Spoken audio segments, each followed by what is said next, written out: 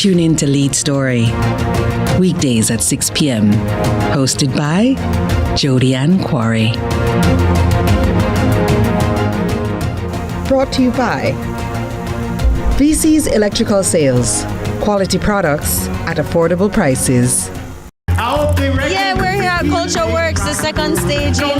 Forward for the next staging of Skyline Levels Culture Works this Friday, 7 p.m.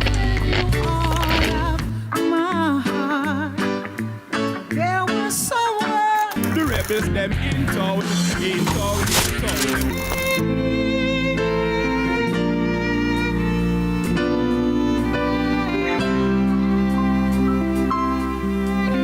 I'm here right now at Skyline with Culture Works. More works, positive, hopeful. Skyline Levels, I hit man, season 2, Culture Works. Every day we're going in circles. Yeah, Culture Works. Culture Works. It's like Culture Works started off a year, a great work for me. Culture Work, yeah man, it's been a great journey. Blessed love, we're at the Skyline Levels at Culture Works. We're here again on a season 2, so I hope that you and your friend them come, right? Lead Story, brought to you by VC Electrical Sales. Quality products at affordable prices.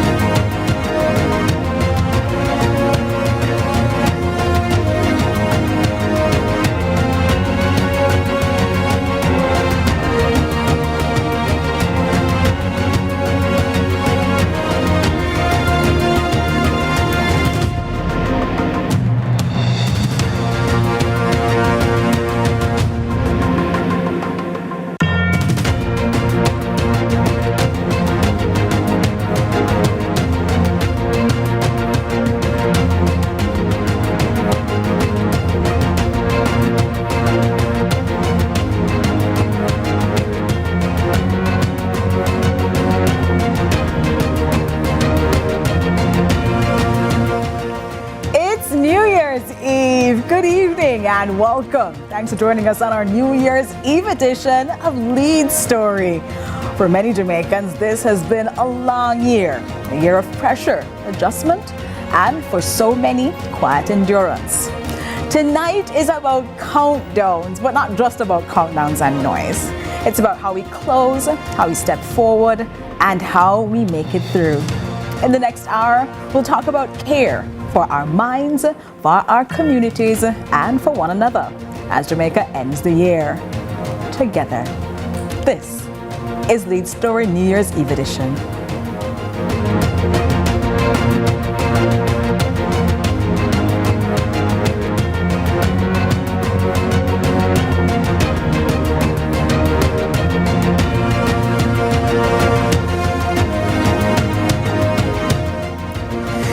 The end of a year, and we are thrilled to be with you inside another edition of Lead Story. But we begin tonight with mental health, because you get to the end of 2025, but I'm not quite sure what condition you made it in.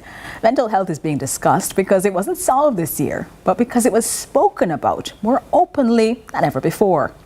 Therapy became less taboo, men spoke more honestly, and young people found new language for burnout and exhaustion. Now, to speak about this as we close the year, we're joined by licensed associate clinical psychologist Michelle Harrison. Michelle Harrison, good evening and welcome to Lead Story. Evening. Thanks so much for joining us inside the show. This year, we heard mental health discussed in places that it used to be silent, and we weren't having many mental health discussions about. What shifted? I think a big shift, and I think the shift has been happening since, I would say, the COVID era. COVID kind of put a highlight on mental health, moving beyond a discussion about mental health in terms of disorders and treatment, and more about just being able to cope with the stresses of day-to-day life. And then I think there has been a push, more campaigns encouraging persons from children and teenagers with things such as Safe Spot, Teen Hub, Ministry of Health having that mental health hotline even calling it a mental health hotline. And then, of course, towards the end of this year, we had Hurricane Melissa, which again put the spotlight on how to manage things like trauma, stress, being overwhelmed, and so forth. You have made it very clear, Michelle Harrison, that there are many things for people to then feel feelings about, and lots of avenues that have been made available for them. But at the end of the year, people are always thinking about what they did last year, planning for the year to come, and some of them might be feeling down, and they might not be so happy with what they've accomplished, or they might be looking back at the devastation, especially caused by something like Hurricane Melissa, and they might not be in a good mood. What do you say to those people at this time? I think the first thing I would say is giving yourself the space for that reflection. Reflection at the end of the year is very common as we look towards, setting goals. So the first thing I would say is if you're spending time in reflection, you're already doing something great.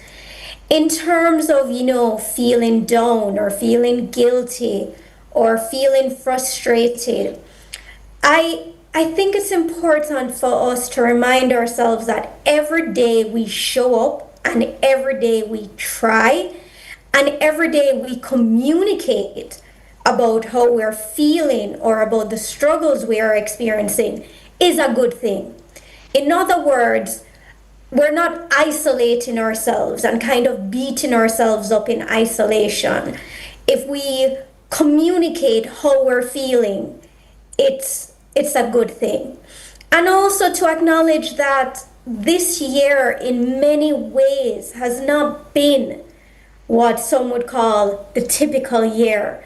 It's been a very challenging year, and it's okay to not feel 100%. Recognition you're not feeling 100% is only the first step, though. What you do after recognizing that is also important. Women are often the ones that are societally considered to be the ones having emotional conversations. They also have communities of care around them, of people, other women they can often speak to about things that are stressing them. But we also saw more men speak publicly this year about stress, grief, and emotional strain. We're in a Jamaican context, though, so why is that such a big deal? I think it's a big deal because it's recognizing that term, you're being so emotional, is somewhat of a misnomer in that women are not emotional while men are not. Having more men acknowledge openly their emotions. Emotions are feelings, and that's something any human, whether young, whether old, whether experienced, inexperienced, student, no matter who you are, you experience feelings. And encouraging men to speak about their feelings is very important. And I think we had a bit of international influence in helping men have those conversations. So for example, there was a campaign, I believe it was a British campaign, I could be wrong, but it used two football fans, and Jamaicans love football, whether it's Premier League, whether it's La Liga, whether it's World Cup. And it showed what men's mental health can look like, as well as the impact of men not talking about their own struggles, what that can do to them. And so I think as more Jamaican men, become more exposed, hear more about it, get the green light that it's okay for them to talk about their feelings, I think that has caused a huge shift. I think that's so important for you to then talk about not only campaigns that are directed to men, but why that shift has been more evident in 2025. Young people as well have been in the limelight. You spoke about programs that have been put in place like Safe Spot, but we're also looking at the word of the year being quiet quitting last year, and burnout and overwhelm are particular words that are used by younger people to describe how they are feeling, especially in relation to work. What is that telling us about where Jamaicans are at this time? I think it's important for us to also be careful of the terms we use in layman's. While it is good that they're talking about burnout, I think it's an opportunity for us to educate them on what that actually means and really begin to understand what it is they're experiencing.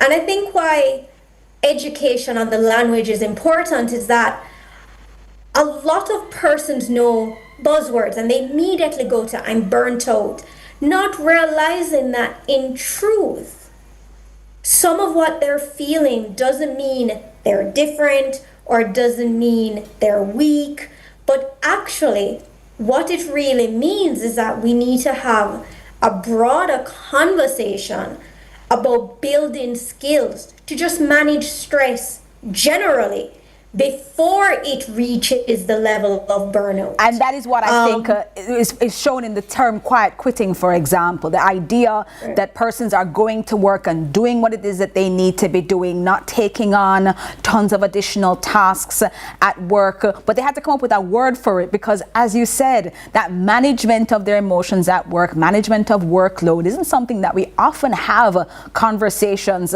about. And as we close 2025, moving into 2026, it's going to be important for us to be much more mindful of that. For you though, as the year closes tonight, there are many people who are grieving, who are judging themselves, who they end this year not where they want to be and certainly not with who they want to be with. Those who are happy, talk to them, but also talk to those who might need to end the year a little bit more gently and perhaps without judging themselves.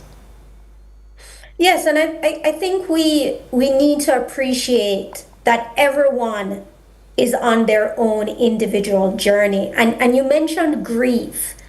And I think particularly this year, Melissa kind of created a new form of grief. It's a grief of a future for some persons. It's the actual grief because of the loss of life. It's the grief of loss of livelihoods. And what I think we need to do a better job of is this notion of hold it in, brother, or hold it in, sister. You have to be strong. When truth is expressing your emotions is a form of strength. Showing emotion, whether it's through crying, is actually cathartic. It's the release of a strong emotion. And I think we need to create the space for persons to freely express these emotions without judgment. Another thing along the lines of limited judgment is realizing that we are all on our own journey. And that means my timeline will be different from your timeline. The strategies I use may be different from the strategies you use. And looking at mental health, we have to realize that it's not one size fits all. And it's important as you begin to look at mental health to find what works for you. So for example, some persons find journaling extremely helpful in expressing their emotions. But we also have a lot of creatives, and I'll use Chris Malachi as an example. You know, his song Brighter Days was basically penned the day before Hurricane Melissa struck the island, and it has now become the song of hope. And he used his creative outlet as a way of expressing his fear. And hearing you say that is going to change someone's 2026. Not only journaling practices, but using creativity to make sure that some of that loss, some of that grief can be channeled into places that allow for their emotions to then be managed and for them to feel their feelings. That was licensed associate clinical psychologist Michelle Harrison. Thank you so very much for joining us inside Lead Story. Thanks for having me.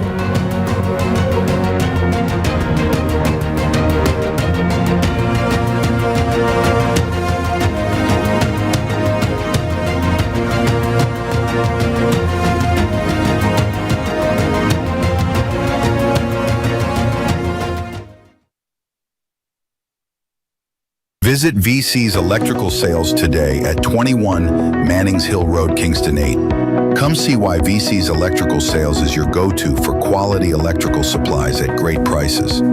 Check our website to see a sample of our products or call us for the full inventory at 876-622-9800. VC's Electrical Sales, also known as VC's Electrical Depot. Jamaica's unemployment rate has fallen to 3.3%, down from 13.2% in 2016. Our government's continued focus on job creation is delivering real results. We are building Jamaica. The time by the Office of the Prime Minister is... Let's delve deep into the issues. We'll take you beneath the surface. Greetings and salutations. My name is Orville Higgins and it's another edition of Fan Central. Talking to the people at the heart of the top sporting stories.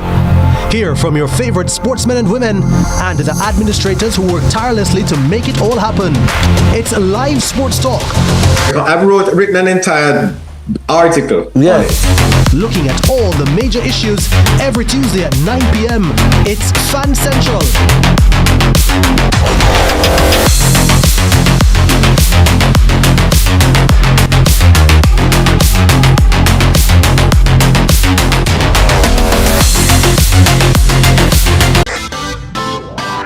Every dream conquered is another dream gained. I land and I fly again like a jet plane. Headed straight in your direction, 'cause I'm wiser, one step closer. I'm winning 'cause I work so hard. And the music keeps on playing, and the people them I say we are my show tonight. Oh, what a feeling! Don't stop dreaming. Keep on believing in the power of the feeling. Whatever you want, take a chance. Song in your heart, step in your dance. You got a spark, don't fit it down. Shine your lights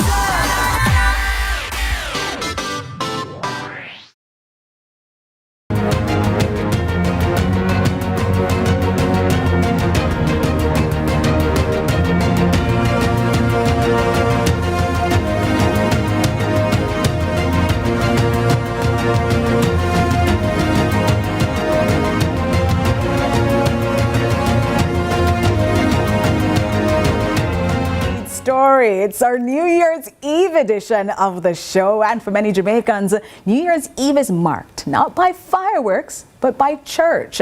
A watch night service is what they're often going to go to, and that's a tradition rooted in reflection and community. Well, our community faith circles are incredibly important, and so we have two representatives there who are going to be joining us inside the show, talking to us about the importance of watch night services and why so many Jamaicans participate. We're joined by the Bishop the Reverend Christine Gunbenguchi, President of the Methodist Church of Jamaica, and Reverend Nigel Martin from the New Testament Church of Jamaica. Good evening to you both. Thank you for joining us. Thanks for having us. Good evening. Good evening.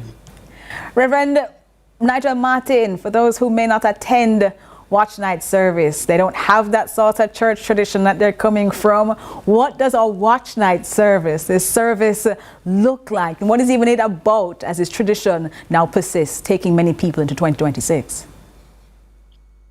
Good evening, and thank you for having me. So, a watch night service usually entails a time of worship, a time of testimonies, a time of word reflection, and some churches have also added baptism as an element to what the watch night service is about. But it's really a time for individuals to gather together as they seek to give God thanks for the year that is closing and look to God for guidance for the year that is to come. That is helpful for many people who didn't have that cultural experience, who don't know what that looks like at all. Bishop the Reverend Christine Gooden-Bengucci, Watch Night. It's been a long-standing tradition. We had discussions yesterday about how culturally long it has been in the Caribbean, in North America. But in 2025, why does Watch Night still resonate, especially after a demanding and a difficult year like 2025 was for so many people? I think particularly even more so that it's important for us when we celebrate, just similar to what Reverend Martin shared. It is important for us who form a part of the Christian community that while others perhaps may want to bang in the new year in terms of having a party, having fireworks and so on, for us within the Christian community, it is a time of reflection. It is a time of prayer. It is a time of repentance. It is a time that allows us, when we reflect on what we have come through in terms of as the year comes to a close, and entrusting the future into the hands of God, because we are not aware of what tomorrow is going to bring. But intentionally, what we do as Christians is to commit ourselves into the hands of God. So as Rev rightly said, it's a time of worship. It engages us in worship. It engages us in a time of testimony. It engages us in a time of praise. But it also brings us to a place where we are able to repent in terms of looking at, those things which we may have said or done or thought, and whether collectively or individually, we are able to say, we are sorry and we do confess our faults and we are seeking to be better, persons for the new year. And particularly for us as Methodists, in terms of this tradition, for us, this was just around the 18th century or so that we started, in keeping with the Moravians who did this. One of the things was that as Christians, Methodist Christians, the time of Watch Night or All Year's Night, as it is called in some parts of the Caribbean, is that we get the opportunity to renew our covenant with God. So we recommit ourselves to God, and it was generally done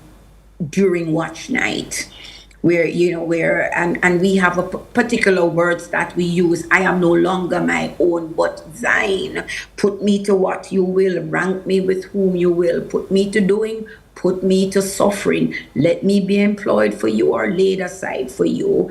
And we make this kind of commitment. I freely and heartily yield myself to your pleasure and disposal. So it's a time of commitment for us.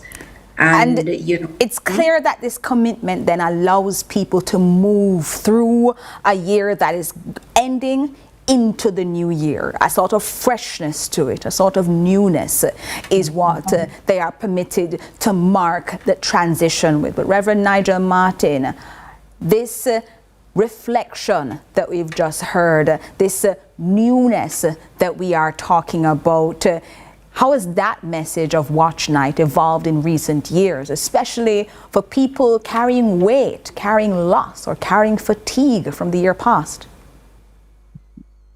I do not believe so much that the message has evolved. I think it remains the same. One of the traditions that we realize is that even for persons who may also be attending parties or sitting on the corner, whenever it gets close to midnight, these individuals will find themselves inside church.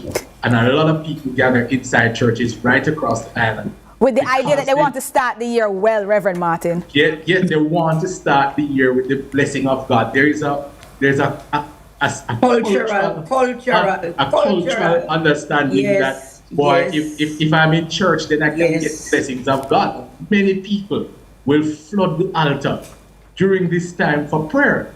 Other times they would not have gone to the altar, but at this time they come because they want to receive God's blessing. Because there is in the minds of people still hold to this understanding that the weight that they carry and the pressures that life offers to them, God is still the one that can bring relief to those pains and pressures that they have. And so in the midst of the greatest turmoil that they may be facing, an individual gets up from a bar, walks into a church believing that if I go into church now, I can get some relief for the pain that I'm feeling, and my new year can start right because I started with God, and I'm expecting that for the rest of the year it is going to be better. And I feel that is the kind of tradition that we have within our cultural landscape that continues for generations. So I grew up seeing that experience. My children are now seeing that experience, and if the Lord tarries, their children will also come to see the same kind of experience, that people are searching for hope, and the hope that people are searching for, many recognize that hope can only come from. I think that's so powerful as you put that on the table for us, Reverend Martin, because for many people, you have characterized not only the long history behind having watch night services, the historical context was given to us by Bishop the Reverend Christine Gooden-Bengucci, but you helped us understand just a traditional role that no matter how you wear or when, no matter what bad behavior we're involved in, you can go into a church on New Year's Eve and see this difference.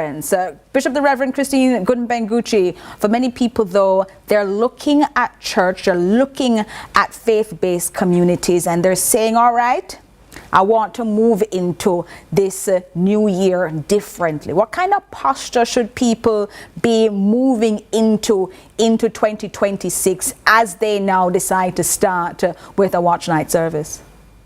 They have to, first of all, as Reverend Martin said, persons come in regardless of wherever they are, because culturally it's embedded in us. We are a Christian nation, and they come with the expectation. They come with the expectation to receive renewal, to receive hope, to be blessed. However, the posture that they ought to take cannot just be because of what they are expecting to get when they come, but the fact that they are prepared to surrender and to submit, to allow God to be able to work through them. It cannot be, because for many of them, they do not want, and I grew up that way too, and it still continues. They do not want the bells to chime or the clock to strike or whatever, and they are not found in church at midnight. And interestingly enough, for some of them, once time elapses a few minutes after midnight, some of them will just go right back on the road and go to the party that they were planning to go to. Well, exactly. Church, they got caught in church at midnight, and that's the magic level that they think turns the needle. Reverend Martin, for those individuals now who are looking and saying, I need one word to set me up, Bishop the Reverend Christine Bengucci said, that's a posture that you're starting off with. Give me the word that people should start off with. What's the idea? What's the word that you can give them that allows them to enter the new year? Go ahead, Bishop. I had just shared that I thought for me that they have to be intention. Submission was for me, submission or surrender.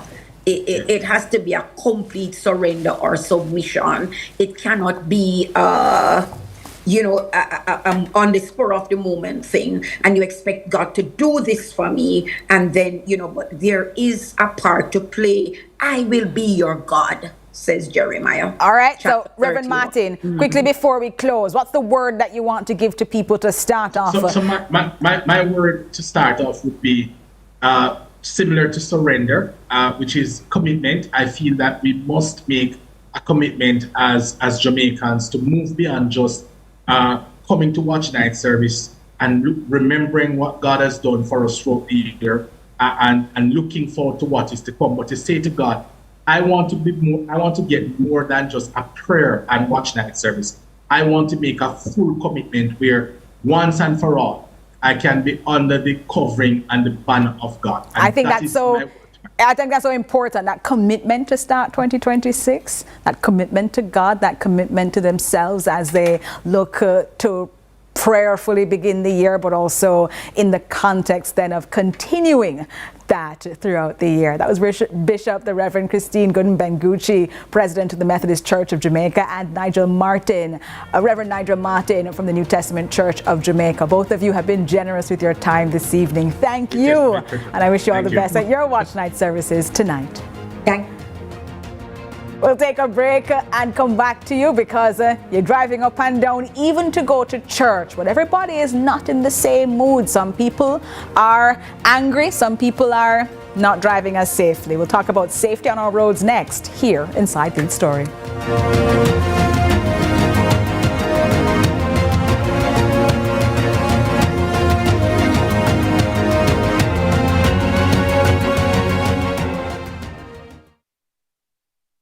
As a fitness guy, I was surprised by my chronic illness diagnosis. I thought working out harder would fix it, but it wasn't enough. Now, my prescription meds are a part of my routine. When I got my diagnosis, I really felt down and stopped spending time with the people I love. Then I decided not to let any disease get the best of me. And I'm committed to taking my meds as prescribed. On time, every time. No hesitation. Take your medication. A message from the NHF. NHF is here for health. NHF is here for you. Jamaica, make we do the right thing. Make we live good today for a better tomorrow. Talk it out. Don't fight it out. The time by the Ministry of National Security is 6:30. Yeah, we're here at Culture Works, the second staging. Forward for the next staging of Skyline Levels Culture Works this Friday, 7 p.m.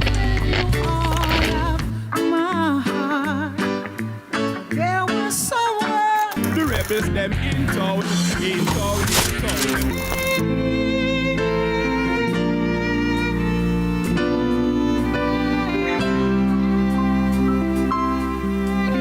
I'm here right now at Skyline with Culture Works. More works, positive, hopeful. Skyline Levels, I hit man, season 2, Culture Works. Every day we're going in circles. Yeah, Culture Works. Culture Works. It's like Culture Works started off a year, a great work for me. Culture Work, yeah man, it's been a great journey. Blessed love, we're at the Skyline Levels at Culture Works. We're here again on a season 2, so I hope that you and your friend them come, right? Let's delve deep into the issues. We'll take you beneath the surface. Greetings and salutations. My name is Orville Higgins, and it's another edition of Fan Central. Talking to the people at the heart of the top sporting stories. Hear from your favorite sportsmen and women and the administrators who work tirelessly to make it all happen. It's a live sports talk. I've written an entire article. Yeah. Looking at all the major issues every Tuesday at 9 p.m. It's Fan Central.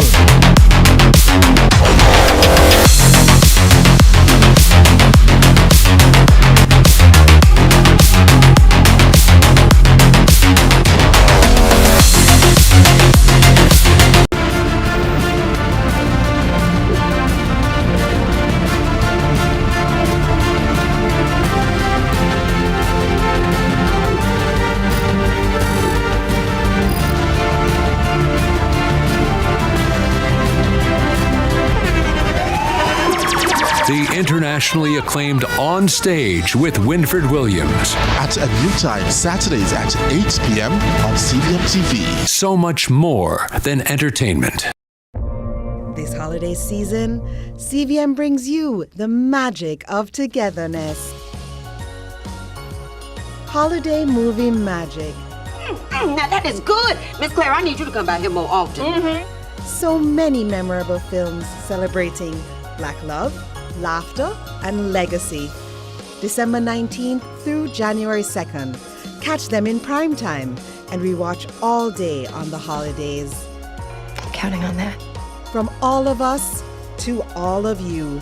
Enjoy CVM's Holiday Movie Magic, brought to you by singer Chris and Charles. Every dream conquered is another the dream game. I land and I fly again like a jet plane. Head straight in your direction, 'cause I'm wiser, one step closer.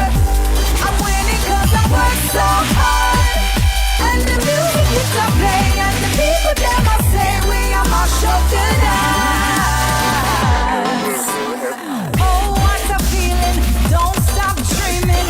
Keep on believing in the power of the feeling. Whatever you want, take a chance. Song in your heart, step in your dance. You got a spark, don't fit it down, shine your lights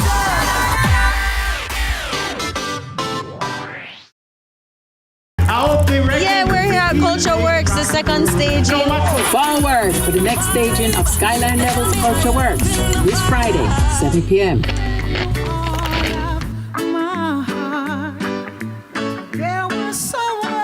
The rebels them in town, in town, in town.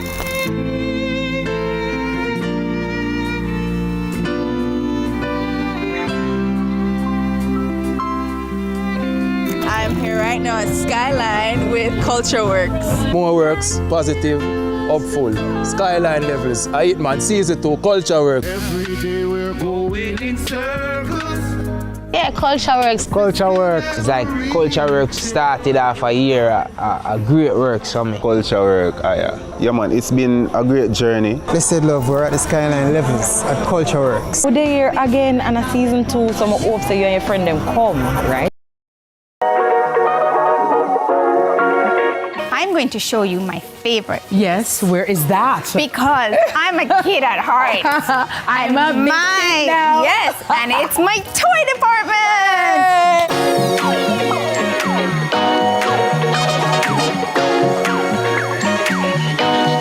So we have toys for boys, toys for girls, and one of the things that I wanted to stress is I know that this relief effort or these relief efforts are not a sprint, it's a marathon. And so the months ahead, December is a big time, especially for our children, receiving toys, receiving gifts at Christmas time so that they can feel the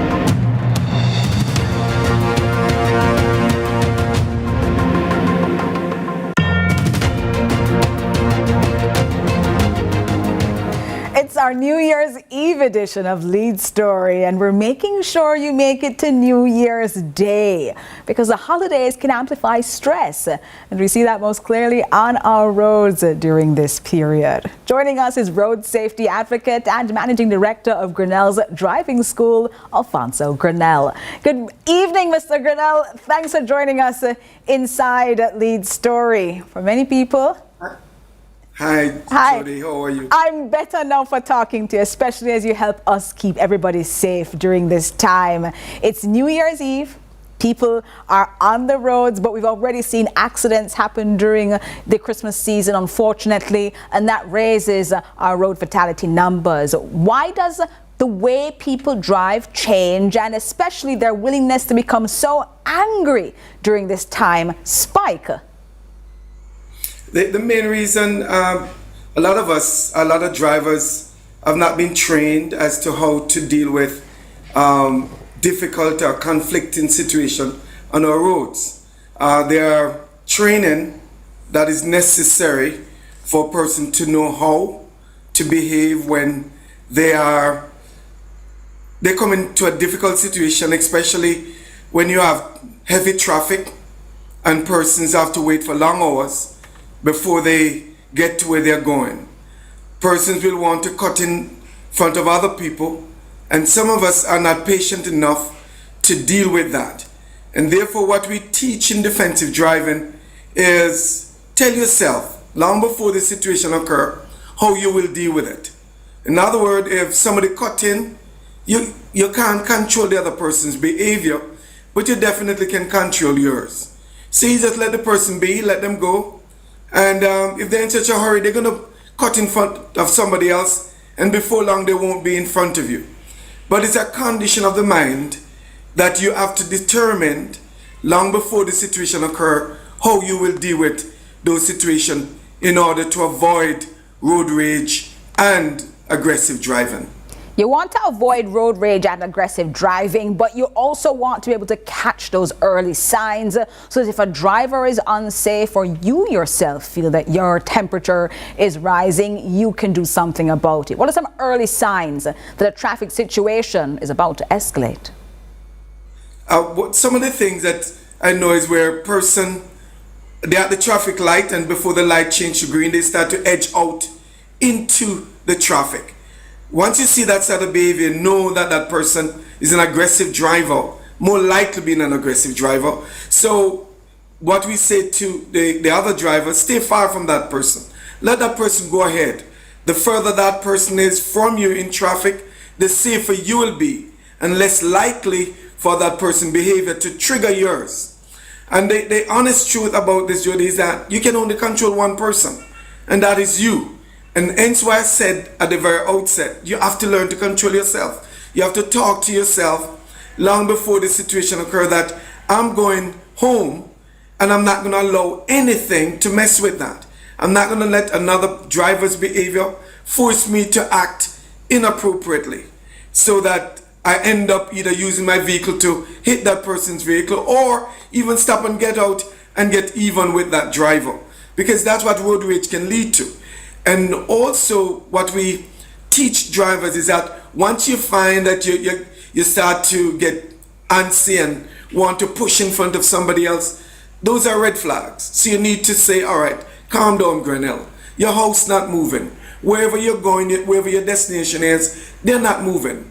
If you take your time, you will get there. So just wait, relax, and be patient, and you'll get there. They're simple, but they're a very effective method that will work. Somebody right now is saying, all right, Mr. Grenell, that sounds great, but I'm going to lose the work if I don't hurry up and get to my destination. When you are feeling pressured, when you're feeling stressed, what do you do to de-escalate the situation for yourself? As you feel the urgency, your house not moving, yes, but you might feel a sense of urgency that might be harder to shake. What do you do? You need to start to think. Start to ask yourself, why am I getting angry? Why am I getting upset? Why am I want to rush through this? Is there anything I can safely do to change the situation? And if the answer to the second question is no, then you have to tell yourself, if I have a crash, the time I was trying to lose, or to gain rather, going to escalate. It's going to get worse. It's going to take me a longer time. And I don't even know the person I'm going to run into. What if that person is an overly aggressive person? What if he has a firearm? How could that escalate? I might not even get to my destination. So we have to look and see what is the best outcome. And then you refocus. Tell yourself, if you're going home, I'm going to my family. Why do I need to rush? Why do I need to take risk? My family wants me to get home to them in one piece. And therefore, with that in mind, I think it will help you to calm down, relax, and get to your destination safely. I always say to myself, dying doesn't get me to where I'm going any faster. And so that sort of mindset might be useful for other people to adopt as well. For those heading out tonight, though, they're feeling the party vibes, or they're going to watch night services, or tomorrow, as they've had a lot to imbibe and they're going to meet friends and family. What are some safety tips you want to leave with them? I can't overemphasize the importance of patience, especially going to a watch night service. One of the quality of the fruit of the Spirit is patience. You have to learn self-control. You need to tell yourself that I will get there, and the church building or wherever you're going, not moving. I just need to take my time, and the main thing, leave early. Right now we have a lot of time. Some service starts at 9, some start at 10. If they leave out now, they definitely will get to wherever they're going on time. We also have some road safety tips on the screen here as well, with slow down and obey speed limits, never drink or drive, wear seatbelts and ensure children are properly secured, stay alert and avoid distractions, and be cautious at night. That is important for many people. That's staying alert and avoiding distractions. They're distracted by the Christmas lights, distracted by the fancy outfits, distracted by their phones. Talk to us about that as they get these Happy New Year messages, but they're now on their way to a destination? All right. Really, when we talk about driver distraction, we're talking about your attention being divided, meaning that you're not just focusing on driving now, but you're focusing on things that could be outside of your vehicle, as well as things that are inside of your vehicle. And you have to learn to manage those. You can't stop the phone from ringing unless you turn off the phone or put it somewhere that you can't reach it. But even the distraction could come from passengers. And therefore, you have to let everybody know in the vehicle that your objective is to get to your destination safely. And therefore, ask them not to cause you to be distracted. Ask them to help you stay focused on the driving.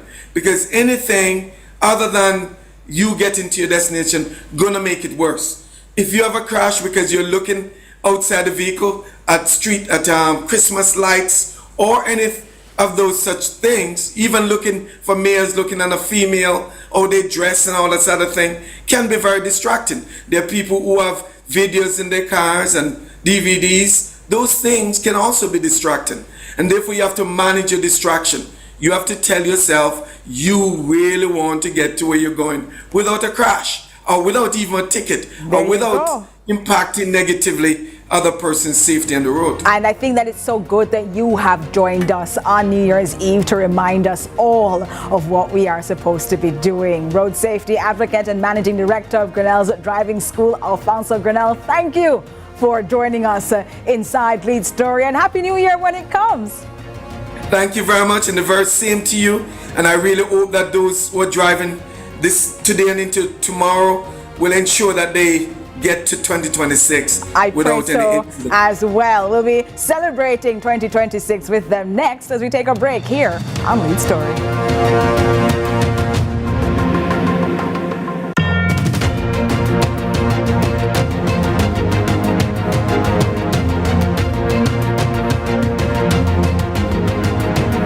Visit VC's Electrical Sales today at 21 Mannings Hill Road, Kingston 8.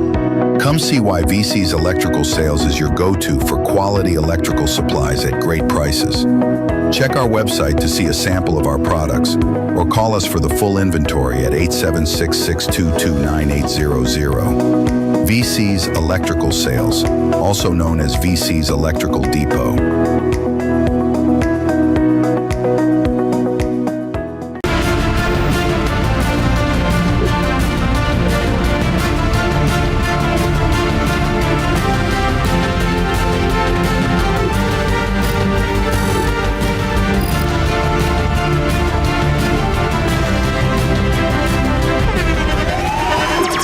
The internationally acclaimed On Stage with Winfred Williams. At a new time, Saturdays at 8 p.m. on CBM TV. So much more than entertainment. This holiday season, CVM brings you the magic of togetherness. Holiday movie magic. Now that is good. Miss Claire, I need you to come by here more often. So many memorable films celebrating Black love, laughter, and legacy. December 19th through January 2nd. Catch them in prime time and rewatch all day on the holidays. Counting on that. From all of us to all of you. Enjoy CVM's Holiday Movie Magic, brought to you by singer Chris and Charles.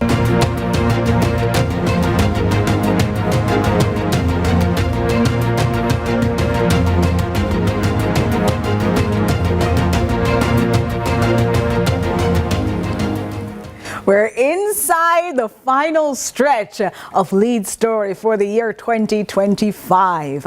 And before we close, we wanted to end the year that many people will, with a quiet check-in with themselves. And I'm not only on set by myself, I am joined by the show's producer, Akeem Aret. Akeem F. Aret. That's right. And there you go. And a lot of the glory and the joy that you see inside Lead Story is as a result of his hard work, and so we're bringing him on set with us to talk about some of the things that we are looking forward to and we're leaving behind. So I'll start off with you. What's one habit you're leaving behind in 2025, Akeem? Being impatient. Being impatient? Yes. Why are you impatient, Hakeem? You look like a very patient young man. Looks are deceiving.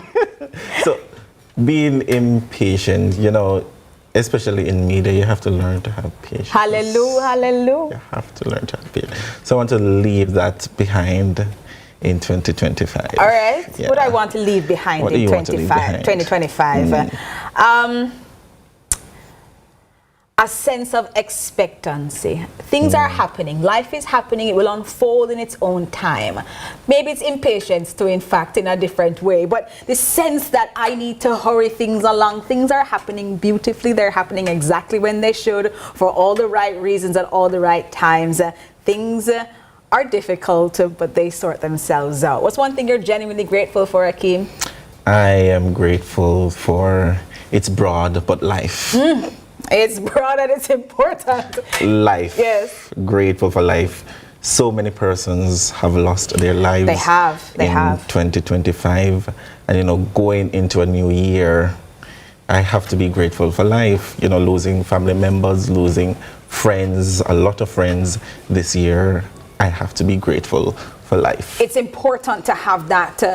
For me, I'm being grateful for family. Family has been just so important, so rock solid for me in 2025 that I don't think the year I had could have been as awesome without them. What's one word? What's your word for 2026? Some people have that. They think of a single word that they want to define the year by, and they say, what's your word? My word for 2026, kindness. Ooh. Be kind. If it's one thing I believe in life, Jody, when you are kind to people, be kind. You will find your shared humanity in being kind. Of all the things we can be in life, choose to be kind. For in kindness, we find the true essence of our shared humanity. I love how Hakeem come out, Pastor Hakeem coming out, but certainly speaking with a sense of appreciation and awareness of what the strength it takes to be kind, but also the importance of giving that kindness and generosity to others. Not knowing what they're going through, a little kindness will be a big thing. What's my word for 2026? In line with the impatience thing that we spoke about, patience. Patience. It's allowing life to unfold when it does, taking my time, being patient with those I love, being patient with myself, being patient with life. As you said, so many people didn't get to make it into 2026. We went through Melissa, we went through lots of personal crises this year. Being patient and knowing that whatever my lifespan is, I want to be able to have a good time with those I love. But Hakeem, let us bring you out for your good looks and charm. Today is my producer Hakeem's birthday. Look at that. He is born on the last day of the year. Happy birthday, Hakeem! I have Disney ears on as we celebrate, and we want to make sure that Hakeem is appreciative of how much we adore you, how much we want to support you, and we see the good that you're doing here. Hakeem is also one of our reporters, and therefore we clearly see the talent that we have here at CVM Television. And I want to big up my producer, because he's the one that is responsible for some of the things that you see here inside the show. And so we want to be wishing Hakeem happy birthday and letting him know all the good things that he could be benefiting from. Well, there we go. Hold on. We're looking now to see. We have, Hakeem said, what you bring me on for? Yeah, man. Come on. Come, Hakeem. Lord. We can't bring cake for Hakeem, but we brought. Am I? We brought not talk to you for the rest of the year. The producer here for Lead Story Prime. We have a candle here for Hakeem. Look, Happy New Year! As we celebrate all around the world, we're looking at New Year celebrations in Australia. We're looking at New Year celebrations in Japan. Half the world has already made it into 2026 as they celebrate, but we're celebrating you here, Hakeem. So 3, 2, 1. Happy birthday, Hakeem! And because this candle is now a problem in life, we have several gifts and several wishes. It's not going to blow it again. See? One more wish, Hakeem. Yeah, man. And he will be spending the rest of the show blowing that candle out as I speak to you, because the time that we have to, you have several wishes. Come on, people. I got the have 45 wishes in here before the night ends, because he deserves it. The year is ending, and so many people are getting this opportunity to celebrate Akeem, but also celebrate themselves. So this candle blowout is now for everybody, Akeem. Everybody closing out 2025, looking forward to what 2026 brings. And as you blow out for them, I'll talk to them on this, because as the year ends, many people are not looking for fireworks. They're not interested in the excitement. They're instead looking for peace. Peace in their households, peace with their family, peace with their friends. Akeem, in our blow little something. Akeem's tired of blowing candles. There you go. Akeem's tired of blowing candles. Akeem is trying his very best. The entire production team is falling apart as Akeem is blowing on this candle. But you're looking here at a situation where they're looking for peace in their minds, in their homes, and peace with the knowledge that you did your best. You tried your best, you did your best, you worked everything out for your best. So I'm glad you made it so far into 2025. There are some people who didn't even make it to yesterday. One of our colleagues, unfortunately, didn't. So no matter how it ends, it ends. And so tonight, we're asking you to be gentle with yourself as the year closes. Now, I'm Jody Ann Quarry. This is my producer, Akeem F. Orange. That's right. And on behalf of the entire CVM production team, we want to thank you for watching Lead Story and Lead Story Prime in 2025. We hope you and everyone you love stays safe tonight and in 2026. Happy New Year when it comes, my loves. Mwah. Happy New Year. Bye. See you in 2026.